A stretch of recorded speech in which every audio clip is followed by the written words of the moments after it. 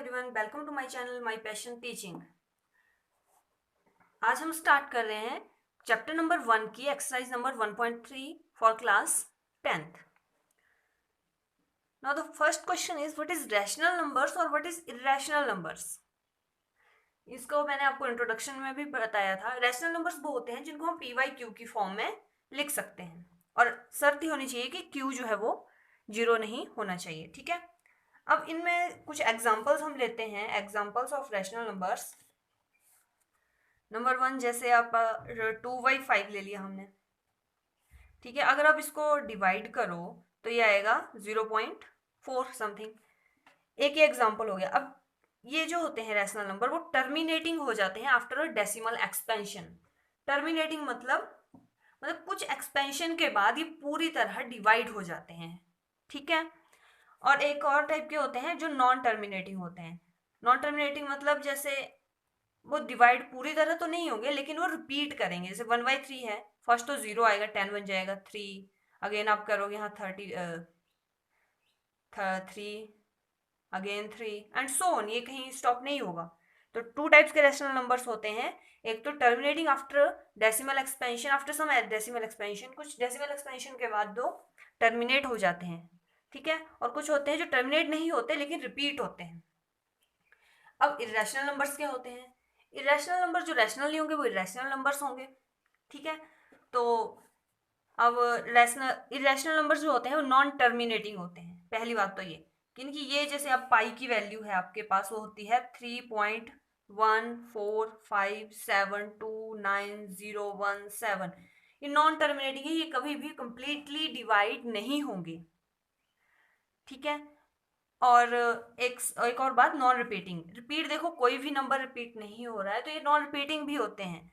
For example जैसे अब आपके पास √2 है, इसका भी कोई कंप्लीट सॉल्यूशन मतलब कंप्लीट इसको आप स्क्वायर रूट नहीं कर सकते। √3 है, √5 है। अब √4 क्यों नहीं होगा? क्योंकि उसको हम स्क्वायर रूट होता है 2 होता है उसका। ठीक है, कुछ इस टाइप के नंबर जिनका कंप्लीट आपको एग्जैक्ट सॉल्यूशन नहीं होता वो इरेशनल नंबर्स होते हैं इस फॉर्म में। ठीक है, एक बात ये भी है कि जैसे पाई की वैल्यू 22/7 है आपके पास, पाई इज इक्वल टू 22/7, तो ये वाला नंबर जो होता है ये रैशनल नंबर होता है। अब आप बोलेंगे कि ये भी नंबर, ये आपने बोला इरेशनल है और ये रैशनल हो गया। ये रैशनल इसलिए है क्योंकि 22/7 is something not exact to value of pi. इसको हम रैशनल नंबर में लिख सकते हैं लेकिन जब इसको आप डिवाइड करोगे तो वो एग्जैक्ट वैल्यू नहीं देता है। ठीक है, तो आपको कॉन्सेप्ट समझ आ गया कि रैशनल नंबर और इरेशनल नंबर्स क्या होते हैं। रैशनल नंबर होते हैं टर्मिनेटिंग आफ्टर डेसिमल एक्सपेंशन, कुछ टर्म के बाद टर्मिनेट हो जाते हैं। नॉन टर्मिनेटिंग, अगर नॉन टर्मिनेट हुए तो वो रिपीट होंगे, और जिसके अपोजिट हुए वो रैशनल नंबर्स हो गए, लाइक दिस। ओके, तो first question is prove that √5 is a irrational number.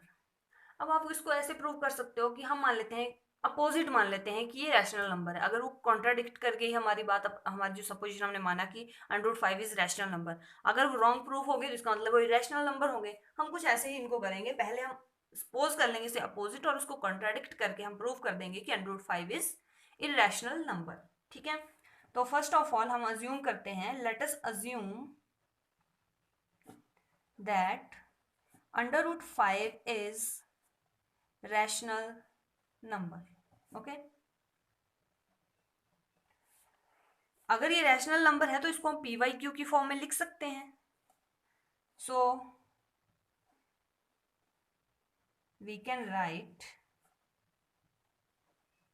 √5 is equal to a/b। इस फॉर्म में हम इसको लिख सकते हैं। ठीक है, एंड ये सपोज ऑल्सो करना है, and suppose that a and v are co-prime numbers। अब what is co-prime numbers? co-prime numbers वो होते हैं जिनमें एक के अलावा कोई भी कॉमन फैक्टर नहीं होता है। ओके, जैसे अब आपको कोई पेयर ले लो, आप फॉर एग्जांपल आपने कोई पेयर लिया 2 and 3, अब इनमें कॉमन क्या है? That is 1। अब आप ले लो 5 7, इनमें कॉमन क्या है? 1।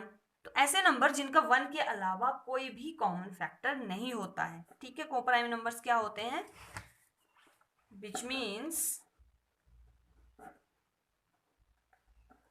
means A and B have a common factor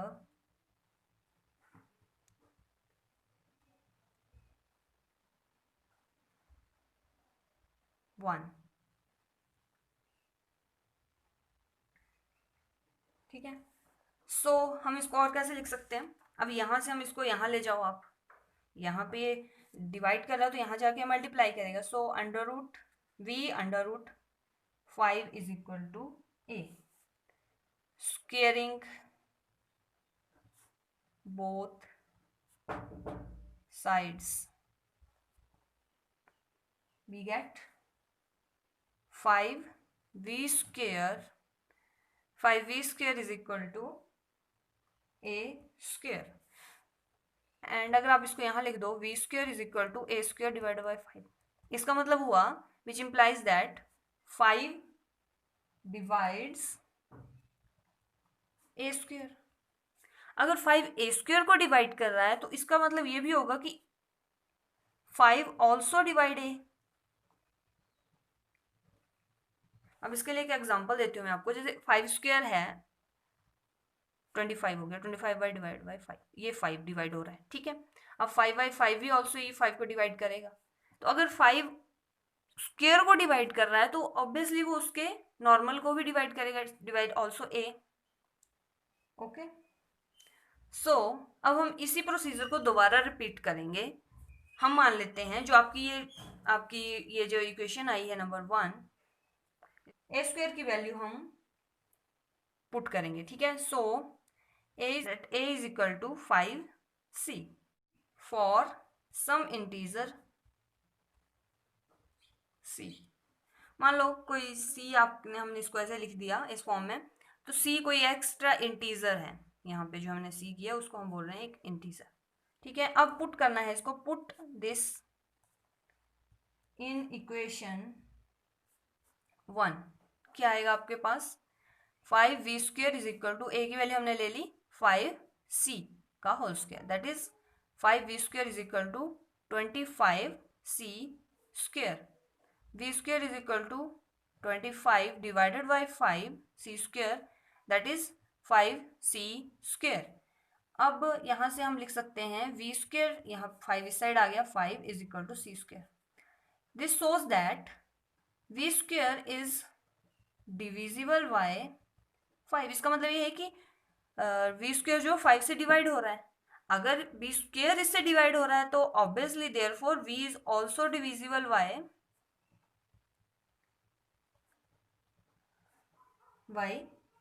5। This means that a and v have at least common factor 5। इसका मतलब ये है कि उनमें अगर b जो है 5 जो है वो a को भी डिवाइड कर रहा है, यहाँ से हमने ये देखा, इसको हम नंबर 2 दे देते हैं, इसको हम नंबर 3 दे देते हैं, तो ये a को भी यहाँ डिवाइड कर रहा है, यहाँ पे आके ये b को भी डिवाइड कर रहा है। Therefore a and b have common factor, at least एक कॉमन फैक्टर तो उनमें है 5। और हमने ये स्टार्टिंग में माना था कि a और v जो को प्राइम है, उसका मतलब ये है उनका फैक्टर नहीं है एक के अलावा कोई भी, ठीक है। बट दिस कॉन्ट्राडिक्ट्स मतलब ये अपोज कर रहा है इस चीज को, contradicts the fact that a and v are coprime. हमने यह माना था कि को प्राइम है, लेकिन हमारा अपोजिट हो गया क्योंकि यहाँ पे 5 हमें एक और फैक्टर मिल गया 1 के अलावा, तो इसका मतलब है इसका 5 फैक्टर और तो ये को प्राइम नहीं है।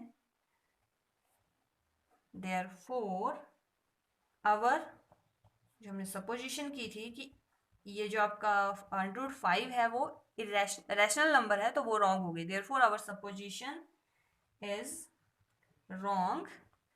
वी कंक्लूड दैट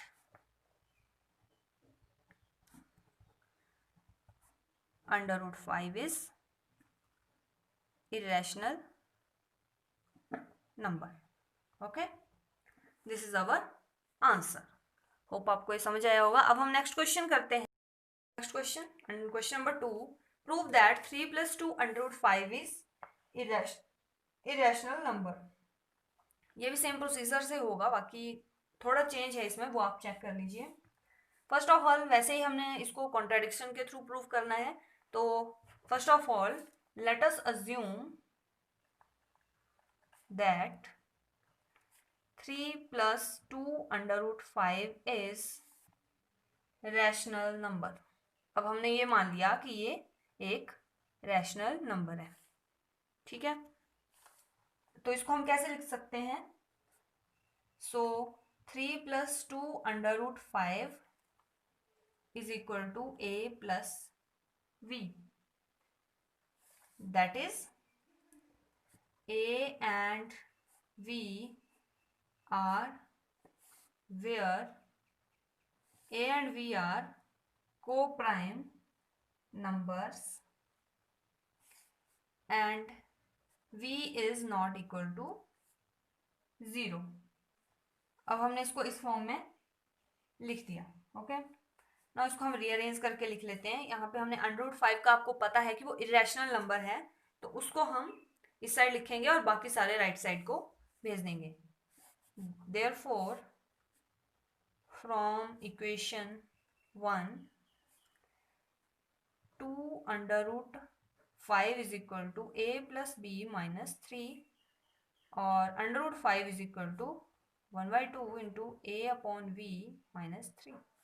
इसको चाहे आप ऐसे भी लिख दो 1/2, इसको अगर आप अंदर एलसीएम ले लो -3b/v.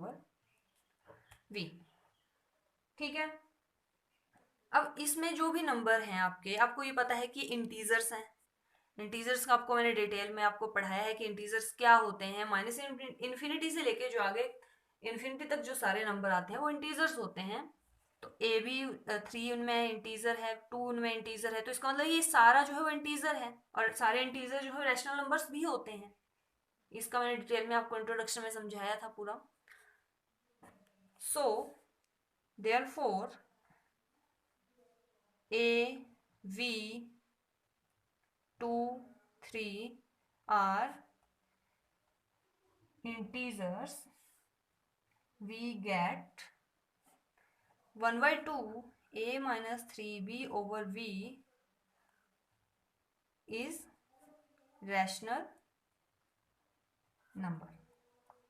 इसका मतलब ये हो गया कि ये रैशनल नंबर है. एंड √5 क्या है आपका, वो आपने अभी प्रूव किया कि वो इरेशनल नंबर होते हैं. And √5 is irrational number. ठीक है, so this is contradiction because irrational number जो होते हैं वो कभी भी रैशनल नंबर्स के बराबर नहीं होते हैं. Okay, so this contradicts the fact our incorrect assumption. So this incorrect assumption that 3 + 2 √5 is rational number. तो ये कॉन्ट्राडिक्ट कर रही है हमारी कि हमने ये माना था कि ये रैशनल नंबर है. Therefore we conclude that 3 + 2 √5 is irrational number. Okay, so next question is question number 3. यहाँ पे भी आपने ये प्रूव करना है ये सारा इरेशनल नंबर है. तो 1/√2 इज योर क्वेश्चन. तो वैसे ही जैसे कॉन्ट्राडिक्शन से हमने प्रूव किया वैसे हम इसमें भी करेंगे. Late us assume that 1/√2 is rational number. मान लिया, ठीक है, तो हम इसको लिख सकते हैं. So we can write 1/√2 is equal to a/v. ठीक है, where a and v are coprime number. ये आपको मैंने बता दी कोप्राइम नंबर होते हैं जिनका ही डिवाइड होते हैं, क्योंकि उनके बीच में एक कॉमन फैक्टर 1 ही होता है, उसके अलावा नहीं होता है. तो अगला हमारा प्रोसीजर सेम है, स्क्वेयरिंग बोथ साइड. आपने स्क्वेयरिंग कर दी, यहाँ पे इसको नंबर 1 ले लेते हैं. अब यहाँ से शो हो रहा है कि अगर आप यहाँ पे 2 लिख दें तो ये 2 डिवाइड्स b² तो अगर 2 b को डिवाइड कर रहा है तो ऑल्सो वो b स्क्वायर को डिवाइड कर तो वो b को भी डिवाइड करेगा। नाउ यहाँ से आपकी ये क्वेश्चन बन गई, ठीक है। Now put v is equal to 2c। अब यहाँ पे हमने v की वैल्यू जो है यहाँ पे 2c पुट कर दी, ठीक है। इंटीजर हमने कोई मान लिया, okay. v is equal to 2c in equation 1, तो यहाँ पे आ जाएगा 4c square which is 2a square. यहाँ से आप इसको यहाँ ले आओ तो डिवाइड में हो जाएगा, तो 2 square is equal to a square. अब c स्क्वायर, अब 2 यहाँ आ जाएगा, तो इसका मतलब ये है कि 2 जो है वो a स्क्वायर को अगेन डिवाइड कर रहा है, तो 2v को भी डिवाइड कर रहा था, 2a को भी डिवाइड कर रहा है, ठीक है। सो फ्रॉम 2 एंड 3 ये आपको शो हो रहा है कि 2 जो है इन दोनों में कॉमन फैक्टर है, लेकिन हमने माना था कि ये को प्राइम नंबर है, तो है हमारे कॉन्ट्राडिक्शन को रॉन्ग प्रूव कर रहा है कि ये को प्राइम नंबर है, hence 1/√2 is irrational number. Now the next question, next part is 7/5, ठीक है। तो इसमें भी वैसे ही कॉन्ट्राडिक्शन ही आपने यूज करनी है। Late us assume that 7/5 is rational number, तो आप इसको इस फॉर्म में लिख सकते हो। अब ये आपको पता है कि इरेशनल नंबर, तो हम इसको इस साइड लिखेंगे और ये बाकी जो टर्म है बची इसको हम दूसरी साइड ले जाएंगे। याद रखना है कि ए और बी जो है वो को प्राइम नंबर है। सिंस अब यहाँ पे ए एंड वी जो है, ये जो आपके पास नंबर है ये इंटीजर है, आप नंबर लाइन पे चेक कर लीजिए, नंबर लाइन के अकॉर्डिंग 0 1 2 -1 -2 ये सारे इंटीजर्स होते हैं, तो ये ए 7 इंटीजर है तो ऑब्वियसली ये भी इंटीजर ही होंगे, तो इंटीजर हो गए, तो इसका मतलब ये जो आपका पार्ट है वो रैशनल नंबर आ गया। सो √5 इज इरेशनल नंबर। तो जैसे हमने किया कि इरेशनल नंबर जो होते हैं वो कभी भी रैशनल नंबर्स के बराबर नहीं आते हैं, so this contradicts our supposition which is wrong, therefore 7/5 is irrational number, okay। अब लास्ट क्वेश्चन है आपका, ये आप खुद भी कर सकते हो लेकिन मैं आपको थोड़ा हिंट बता देती हूँ। मान लो जैसे हमने क्वेश्चन नंबर 2 आपने किया वैसे ही ये होगा, that is late us assume that this is rational number. अब इसको रैशनल नंबर है तो आप इस फॉर्म में लिख सकते हो, क्योंकि रैशनल नंबर को हम a/v p/q सेम ही चीज़ है, कुछ भी आप अज्यूम कर लो, उनमें लिख सकते हो। और a एंड v जो है वो को प्राइम नंबर है, तो ये आपको पता है कि ये रैशनल नंबर होते हैं सभी, तो ये इरेशनल नंबर है। सो इसको हम इस साइड रखेंगे और बाकियों को उस साइड ले जाएंगे, तो ए वी और 6 यहाँ पे इंटीजर्स हैं, that means this is rational number, ठीक है। अगर ये रैशनल नंबर है और ये रैशनल नंबर, तो ये कभी होगा नहीं, क्योंकि रैशनल नंबर कभी भी रैशनल नंबर के बराबर नहीं होते हैं, therefore our supposition is wrong and we conclude that 6 + √2 is irrational number. तो होप आपको ये समझ आ गया होगा इरेशनल नंबर क्या होते हैं और इरेशनल नंबर्स क्या होते हैं। तो आज हमारी ये फर्स्ट चैप्टर फिनिश होता है। कल हम स्टार्ट करेंगे exercise number chapter number 2, that is polynomials, ठीक है। सो आप अगर आपको ये अच्छा लगा हो, आपको समझ आ गया हो, नहीं आया तो आप कमेंट कीजिए, आप लाइक कर दीजिए, शेयर कर दीजिए और सब्सक्राइब कर दीजिए, ताकि आपको डेली अपडेट मिलता रहे। Thank you.